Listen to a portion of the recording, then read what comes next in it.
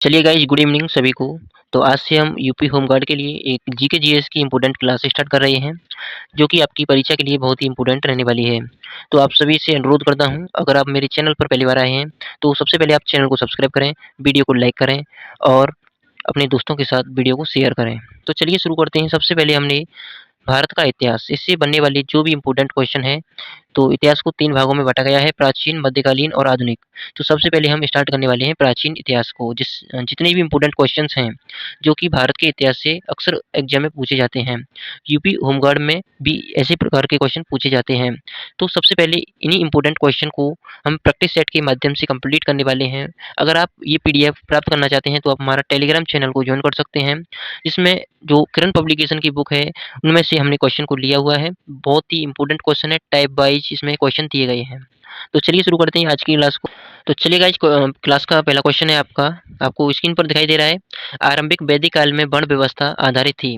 तो 4 विकल्प हैं, शिक्षा पर, दूसरा है जन्म पर, तीसरा है व्यवसाय पर, चौथा है प्रतिभा पर। तो गाइस जल्दी-जल्दी आप कमेंट बॉक्स में आंसर दें, जिससे कि मुझे पता चल सके कि आपको कितने क्वेश्चन का आंसर आता है और कितने क्वेश्चन का आंसर नहीं आता है। तो चलिए, इसका राइट आंसर हो जाएगा ऑप्शन नंबर थर्ड, व्यवसाय पर। ये जो है वर्ण व्यवस्था आधारित थी। वेरी वेरी इंपॉर्टेंट क्वेश्चन है। आगे चलते हैं, अगला प्रश्न है, निम्नलिखित में से ऋग्वेद काल के दौरान किसकी जानकारी नहीं थी? तो इसका राइट आंसर हो जाएगा ऑप्शन नंबर बी, वर्ण व्यवस्था जाति की। तो हम वीडियो को सुपरफास्ट तरीके से करेंगे, जिससे कि आपका टाइम ज़्यादा खराब ना हो और ज़्यादा से ज़्यादा हम टॉपिक क्लियर कर सकें, ज़्यादा से ज़्यादा क्वेश्चन को एक वीडियो में कवर कर सकें। तो अगला प्रश्न हो जाएगा, तो मैं क्वेश्चन पढ़ने के बाद उसका डायरेक्ट आंसर बताऊंगा, जिससे कि हमारा समय बचेगा और हमारे क्वेश्चन ज़्यादा तैयार होंगे। तो अगला प्रश्न है क्वेश्चन नंबर 3, जुरासिक काल का माना गया पूरी तरह तैयार वृक्षीय फॉसिल कहाँ पाया गया है? तो इसका राइट आंसर हो जाएगा ऑप्शन नंबर थर्ड का, छत्तीसगढ़ आपका राइट आंसर है।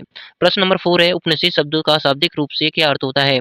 तो इसका राइट आंसर हो जाएगा उपनिषद। उपनिषद का इसका अर्थ होता है पास बैठना। विकल्प नंबर थर्ड आपका राइट आंसर हो जाएगा। अगला प्रश्न है, सिंधु घाटी का कौन सा एक स्थल जो कि पाकिस्तान में है? सिंधु घाटी सभ्यता का एक स्थल जो कि पाकिस्तान में है, तो इसका राइट आंसर हो जाएगा ऑप्शन नंबर 4, हड़प्पा। अगला प्रश्न है, सिंधु घाटी की सभ्यता के लोग किसकी पूजा करते थे? तो इसका राइट आंसर हो जाएगा आपका पशुपति की ये पूजा करते थे। ऑप्शन नंबर बी आपका राइट आंसर हो जाएगा। आगे चलते हैं दोस्तों, अगर आपने मेरे चैनल को सब्सक्राइब नहीं किया है, तो चैनल को सब्सक्राइब करें और वीडियो को भी लाइक कर देना, जिससे कि मुझे मोटिवेशन मिलता रहे। तो चलिए, अगला प्रश्न है, निम्नलिखित में से किस वेद में जादू, चमत्कार तथा मंत्र तो निम्नलिखित में से किस वेद में जादू, चमत्कार तथा मंत्र दिए गए हैं? तो इसका राइट आंसर ऑप्शन नंबर 4 हो जाएगा, अथर्ववेद। ये दिल्ली पुलिस में पूछा गया है। दिल्ली पुलिस के लिए भी ये क्लास इंपॉर्टेंट रहने वाली है। अगला प्रश्न है, हड़प्पाई स्थल मांडा किस नदी के किनारे स्थित है? तो मांडा जो है किस नदी के किनारे स्थित है? ऑप्शन नंबर 1 आपका राइट आंसर हो जाएगा, चेनाब। अगला प्रश्न है, ऋग्वेद का कौन सा मंडल पूर्णतया सोम को समर्पित है?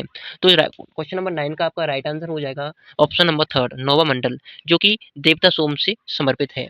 चलिए आगे चलते हैं, क्वेश्चन नंबर अगला है आपका, निम्नलिखित में से किस हड़प्पा केंद्र के बारे में माना जाता है कि मेसोपोटामिया के साथ सीधा व्यापार था, समुद्र का सीधा व्यापार था मेसोपोटामिया का? तो इसका राइट आंसर हो जाएगा 10 का आपका करेक्ट आंसर हो जाएगा सेकंड, लोथल आपका राइट आंसर है। आगे चलते हैं, अगला प्रश्न है आपका, निम्नलिखित में से किस हड़प्पा कालीन स्थल से हल का टेराकोटा प्राप्त हुआ है? हल का टेराकोटा प्राप्त कहाँ से हुआ है? विकल्प आपका सेकंड आपका हो जाएगा बनवाली, यहाँ से हमें टेराकोटा का हल प्राप्त हुआ है। अगला प्रश्न है, हड़प्पा किस नदी के किनारे पर स्थित है? तो हड़प्पा किस नदी के किनारे स्थित है? तो राइट आंसर हो जाएगा बारेगा आपका सेकंड, रावी नदी के तट पर ये स्थित है। अगला प्रश्न है आपका, काशी की नर्तकी की मूर्ति निम्नलिखित में से किस सभ्यता में पाई जाती है? तो ये कहाँ पाई जाती है? और क्वेश्चन नंबर 13 का राइट आंसर हो जाएगा सेकंड, ये सिंधु घाटी की सभ्यता में पाई जाती है। चलिए आगे चलते हैं, अगला प्रश्न है आपका क्वेश्चन नंबर 14, सतुहई, जिसे हम सिंधु घाटी की सभ्यता भी कहते हैं, किस देश में है? ये किस देश में है? तो इसका राइट आंसर हो जाएगा 14 का आपका ऑप्शन नंबर थर्ड, अफगानिस्तान। अगला प्रश्न है आप सभी का, मोहनजोदड़ो का स्थानीय नाम क्या है? तो मोहनजोदड़ो को हम कहाँ किस नाम से जानते हैं? इसका अन्य नाम होता है मृतकों का टीला। विकल्प नंबर बी आपका राइट आंसर है, थर्ड वाला मतलब।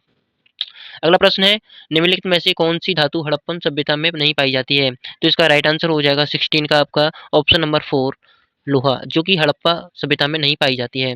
अगला प्रश्न है, निम्नलिखित में से सबसे प्राचीनतम वेद कौन सा है? सबसे प्राचीनतम वेद कौन सा है? ऋग्वेद आपका राइट आंसर हो जाएगा।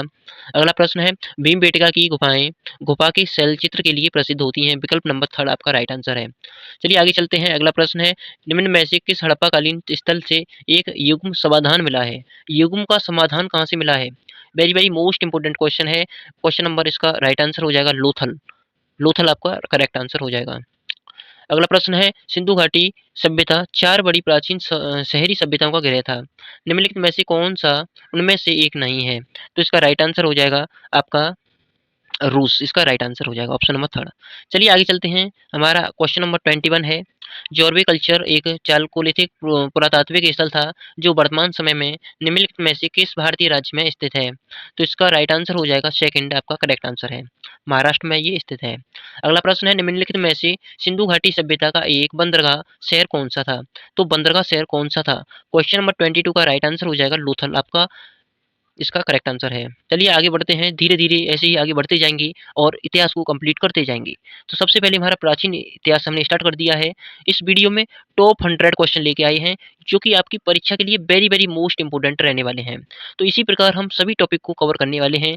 तो दोस्तों, अगर आपने मेरे चैनल को सब्सक्राइब नहीं किया है, तो सबसे पहले सब्सक्राइब कर देना, ठीक है? जिससे कि मैं वीडियो डालूँगा, तो उसका नोटिफ़िकेशन आपके मोबाइल पर आ जाएगा। चलिए अगला प्रश्न है क्वेश्चन नंबर 23 ब्रुज होम। ब्रुज होम नवपाषाण युगीन स्थल है, डैश में स्थित है। ये ब्रुज होम कहाँ पर स्थित है? ये पूछा है। जहाँ पर कुत्ते को दफनाने के साक्ष्य मिलते हैं। मनुष्य के साथ कुत्ते को दफनाने के साक्ष्य भी कहाँ मिलते हैं? ब्रुज होम में मिलते हैं। क्वेश्चन नंबर 23 का करेक्ट आंसर हो जाएगा 4। जम्मू कश्मीर में ये हमारा स्थित है। अगला प्रश्न है निम्नलिखित में से किस हड़प्पा कालीन स्थल से जुताई के साक्ष्य मिले हैं? जुताई के साक्ष्य भाई साहब कहाँ से मिले हैं? तो इसका राइट आंसर हो जाएगा ऑप्शन नंबर थर्ड, कालीबंगा से हमें जुताई के साक्ष्य मिले हैं। Very very most important question है। अगला प्रश्न है दाव जाली हेडिंग नवपाषाण स्थल डैश में स्थित है। दाव जाली ये कहाँ पर स्थित है? दाव जाली भाई साहब हो जाएगा हमारा, दाव जाली हो जाएगा असम में। ये असम में स्थित है। अगला प्रश्न है महाकल्प डैश है। महाकल्प को स्तनधारियों का महाकल्प के रूप में भी जाना जाता है। तो नूतनजीवी या नवजीवी, मध्यजीवी, पुरजीवी। तो राइट आंसर हो जाएगा 26 का सेकंड। तो इसका राइट आंसर हो जाएगा नूतनजीवी, सीनोजोइक, इसका राइट आंसर हो जाएगा। चलिए आगे बात करते हैं क्वेश्चन नंबर 27। निम्नलिखित में से किस पुरातात्विक स्थल पर गर्त आवासों के प्रमाण मिले हैं? गर्त आवास के प्रमाण कहाँ मिले हैं? दोस्तों, अगर आपको आंसर पता हो तो आप कमेंट बॉक्स में भी दे सकते हैं, जिससे कि मुझे पता चलेगा कि आपको कितने क्वेश्चन के आंसर आते हैं और कितने क्वेश्चन के आंसर नहीं आते हैं। तो आप भी लिखकर कमेंट बॉक्स में बता दीजिएगा कि आपके कितने क्वेश्चन राइट थे इस प्रैक्टिस सेट में, कितने क्वेश्चन रॉन्ग थे। तो मुझे भी पता चल सके कि आपको कौन-कौन से क्वेश्चन आते हैं और कौन से क्वेश्चन नहीं आते हैं। चलिए आगे बढ़ते हैं, हमको क्वेश्चन 100 आपको कवर कराने हैं इस वीडियो में। Very, very most important video रहने वाली है आपके लिए और यूपी होम गार्ड की तैयारी करने वाले सभी विद्यार्थियों के लिए very, very most important class रहने वाली है। अगर आप दिल्ली पुलिस के भी मैंने क्वेश्चन इस वीडियो में रखे हैं, आप दिल्ली पुलिस कांस्टेबल की तैयारी कर रहे हैं, सीआईएसएफ, एएसआई, आप यूपी पुलिस किसी भी कॉम्पिटिटिव एग्जाम की तैयारी कर रहे हैं, तो ये वीडियो आपके लिए परफेक्ट रहने वाली है। चलिए शुरू करते हैं, आगे बढ़ते हैं। मतलब कि 28वां क्वेश्चन है हमारा, भारत पाकिस्तान के किस प्रांत में प्राचीन सभ्यता का स्थल मोहनजोदड़ो में स्थित था? 28 का राइट आंसर हो जाएगा ऑप्शन नंबर 4, सिंध आपका राइट आंसर है। चलिए आगे दोस्तों, अगला प्रश्न है भारत में वैदिक सभ्यता डैश नदी के किनारे विकसित हुई थी? वैदिक सभ्यता किस नदी के किनारे स्थित है? कहाँ पर विकसित हुई थी? क्वेश्चन पूछा जा रहा है कि वैदिक सभ्यता किस नदी के किनारे विकसित हुई थी? तो इसका राइट आंसर हो जाएगा सरस्वती नदी के किनारे वैदिक सभ्यता विकसित हुई थी। अगला प्रश्न है वेदांगों के संदर्भ में निम्नलिखित शब्दों में से कौन सा शब्द अनुष्ठान को दर्शाता है? अनुष्ठान को कौन सा शब्द दर्शाता है? छंद, कल्प, व्याकरण, शिक्षा। आपके 4 विकल्प हैं, तो राइट आंसर हो जाएगा आपका, इस क्वेश्चन का राइट आंसर हो जाएगा कल्प, ऑप्शन नंबर सेकंड आपका राइट आंसर है। चलिए आगे बढ़ते हैं और क्वेश्चन नंबर 31 को देखते हैं। निम्नलिखित में से किस नदी को वैदिक काल में परुष्णी नदी के नाम से जाना जाता था? परुष्णी नदी के नाम से जाना जाता था। किस नदी को जाना जाता था? 31 का राइट आंसर हो जाएगा रावी नदी को परुष्णी नदी के नाम से जाना जाता है। चलिए आगे बढ़ते हैं। क्वेश्चन नंबर 32 हड़प्पा सभ्यता की खोज सर्वप्रथम किस वर्ष हुई थी? तो 32 का राइट आंसर हो जाएगा थर्ड आपका 1921 में हड़प्पा सभ्यता की खोज दयाराम बोहराम साहनी ने की थी। चलिए इसका right answer option number third. अगला प्रश्न है निम्न में से कौन सा राज्य और कौन सा राजस्थान राज्य में स्थित एक परिपक्व क्षरण हड़प्पा स्थल है जो कि राजस्थान में स्थित है? तो इसका राइट आंसर हो जाएगा कालीबंगा, जो कि हमारे राजस्थान में स्थित है। 33 का आपका हो जाएगा सेकंड कालीबंगा। चलिए अगला प्रश्न है ऋग्वेद को डैश पुस्तकों और मंडलों में विभाजित किया गया है? ऋग्वेद में कितने मंडल हैं या कितनी पुस्तक हैं? आप कमेंट बॉक्स में इसका राइट आंसर बताएं। तो ऋग्वेद में 10 मंडल हैं, 1028 सूक्ति हैं, 10,462 ऋचा हैं। इंपोर्टेंट क्वेश्चन है। चलिए आगे चलते हैं। निम्नलिखित में से कौन सी विशेषता बौद्ध धर्म को जैन धर्म से पृथक करती है? इसका राइट आंसर हो जाएगा 35 का ऑप्शन नंबर सेकंड आपका करेक्ट आंसर है। आचरण और आत्मनिर्माण का चरम स्वरूप, विकल्प आपका सेकंड आपका राइट आंसर है। चलिए आगे बढ़ते हैं। सुरकोटड़ा पुरातात्विक स्थल किस राज्य में स्थित है? सुरकोटड़ा पुरातात्विक स्थल किस राज्य में स्थित है? 36 का करेक्ट आंसर हो जाएगा 4, गुजरात में ये स्थित है। सुरकोटड़ा गुजरात में स्थित है। आप रट लें कि सुरकोटड़ा राजस्थान गुजरात में स्थित है। तो दिल्ली पुलिस की परीक्षा हुई थी आपकी 2/12/2020 में, तृतीय पाली में परीक्षा हुई थी, ये क्वेश्चन वहां पर पुट किया गया था। चलिए दोस्तों, अगला क्वेश्चन है आपका। क्वेश्चन है आपका 37। एक व्यक्ति का वैदिक दृष्टिकोण और समाज से उसका संबंध जीवन के 4 उद्देश्य से निर्धारित होता है। निम्न में से कौन सा इन उद्देश्यों में से एक नहीं है? सिद्धि, अर्थ, मोक्ष या धर्म? तो व्यक्ति का जो दृष्टिकोण है, समाज से उसका संबंध 4 उद्देश्यों से निर्धारित ही होता है, तो इनमें से एक कौन-सा नहीं है? ये क्वेश्चन आपको पूछा गया है। तो इसका राइट आंसर हो जाएगा सिद्धि। आपका विकल्प ए आपका राइट आंसर है। चलिए आगे चलते हैं। वैदिक ऋचाओं के मुख्य संग्रह को क्या कहते हैं?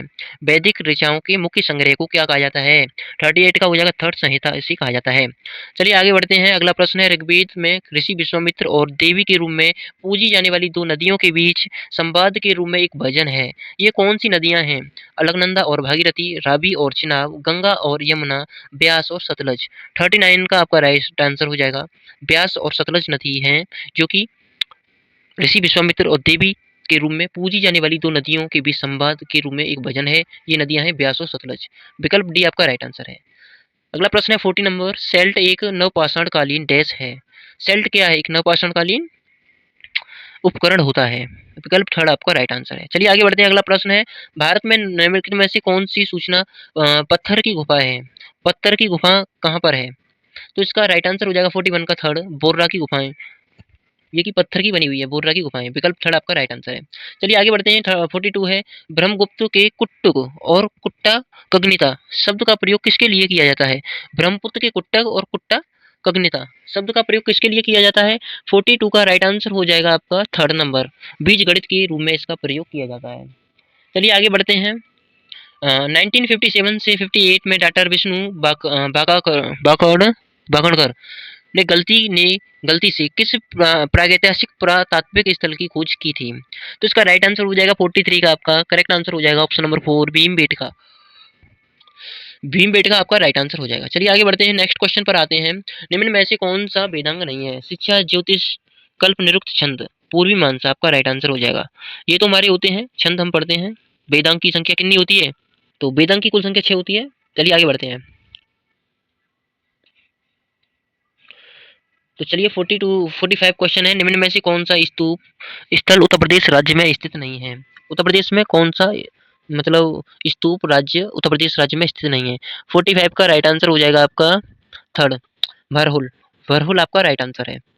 आगे बढ़ते हैं। क्वेश्चन नंबर है आपका 46। निम्न में से कौन सा शब्द बौद्ध स्तूप की वास्तविक तुलना से संबंधित है? तो राइट आंसर हो जाएगा 46 का आपका करेक्ट आंसर हो जाएगा हर्मिका। आपका राइट आंसर हो जाएगा हर्मिका। आगे बढ़ते हैं। अगला प्रश्न है, वैदिक भजनों या मंत्रों के संग्रह को क्या कहा जाता है? वैदिक भजनों और मंत्रों के संग्रह को क्या कहा जाता है?